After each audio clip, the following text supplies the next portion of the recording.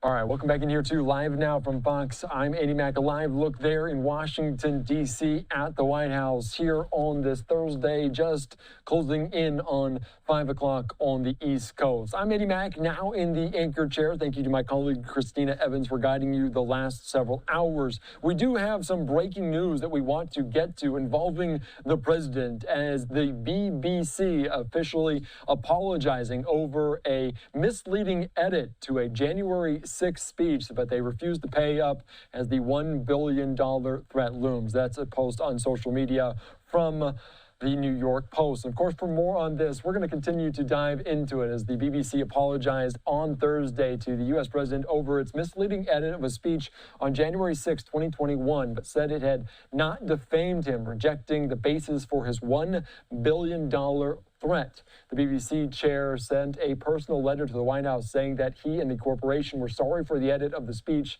Trump gave before some of his supporters stormed the U.S. Capitol as Congress was posed to certify the results of the President-elect Joe Biden's victory in the 2020 election. The BBC said there are no plans to rebroadcast the documentary, which had spliced together parts of his speech that came almost an hour apart. They said in a retraction, quote, "We accept that our edit unintentionally created the impression that we were showing a single continuous section of the speech rather than excerpts from different points in that speech, and that this gave the mistaken impression that President Trump had made direct call for violent action." President Trump's lawyer had sent the BBC a letter demanding an apology and threatened to file a $1 billion lawsuit for the harm the documentary caused him, and it set a Friday deadline for the BBC to respond. So they brokered that just a day ahead. So big news there out of Washington, D.C. and the White House revolving around this. All right, let's continue on here on Live Now from Fox, discussing the latest as the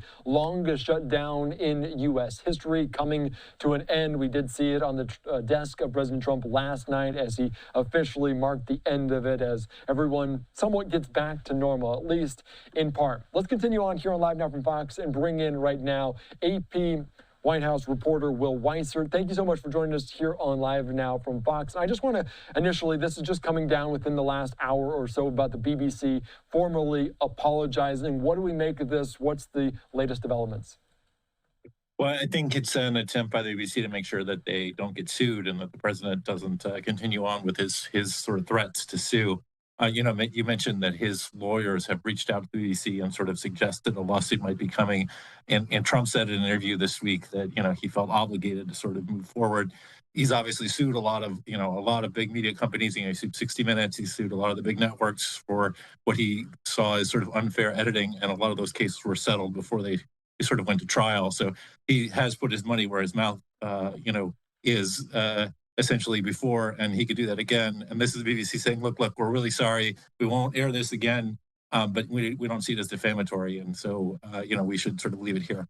Yeah, it's interesting, and you put some good context to that with what we've seen with other networks. This one may be a little bit different, seeing as it is the BBC, the British broadcasting company there, instead of something a little bit more home-based. All right, let's continue on, because the big news last night is that the shutdown now officially over. We'll see what comes next. What are we focusing on? How big was it for the Republicans to stay united in a way, to come together through the Senate, through the House, and then President Trump? What's happening there?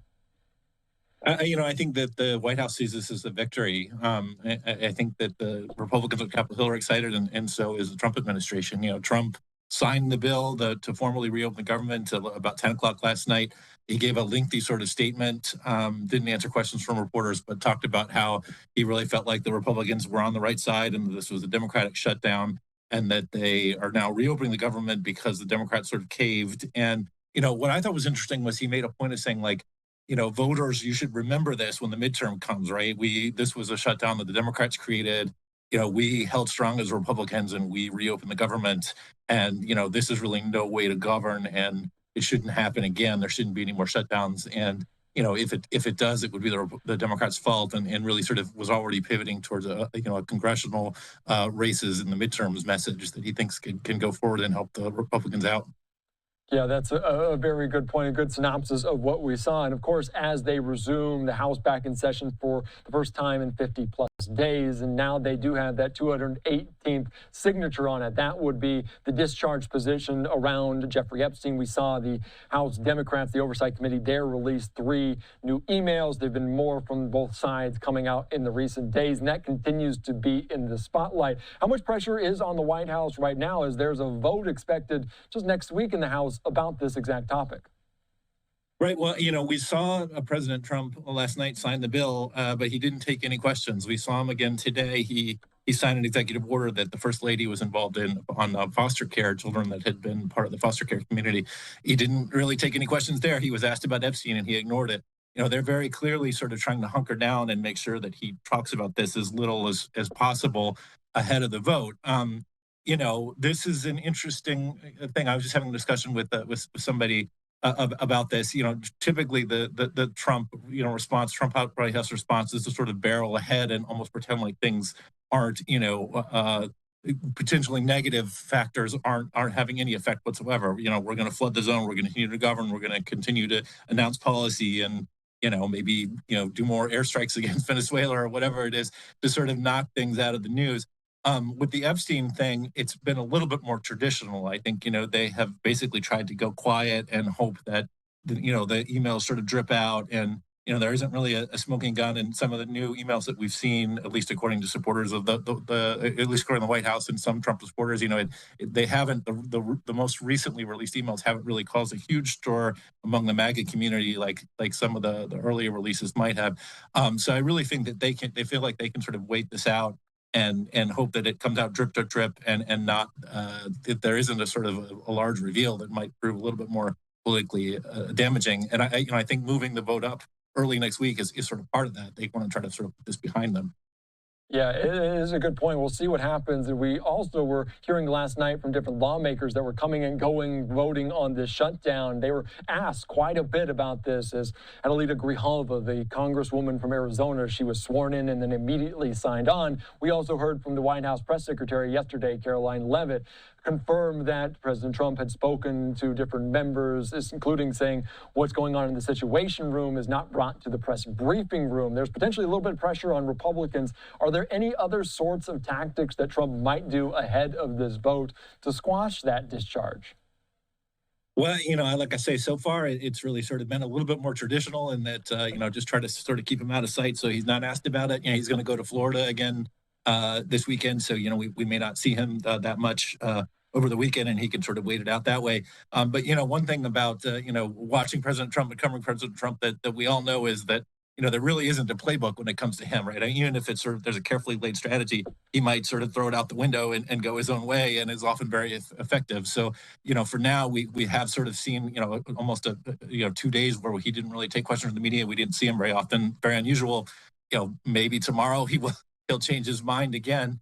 I think that the message from the White House press secretary, Caroline Leavitt, has been basically that this is a sort of Democratic, a ploy to play political games with this. So, like, they didn't really care about this issue at all until it sort of became a potential pressure point for Republicans and the Trump administration. And now all of a sudden they're very, very interested in it.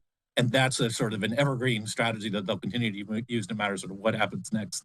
Yeah, and you mentioned Caroline Leavitt calling this a Democratic hoax. We heard from different Republicans saying they're just cherry picking some of these emails amongst tens of thousands to put out there. You also made an interesting note about just the support of President Trump, and this really hasn't swayed anybody in the last day or so. Is that the sentiment that you're gathering right now, that even though maybe the reality of what is in these documents versus the perception, that he hasn't really lost a lot of support of his base?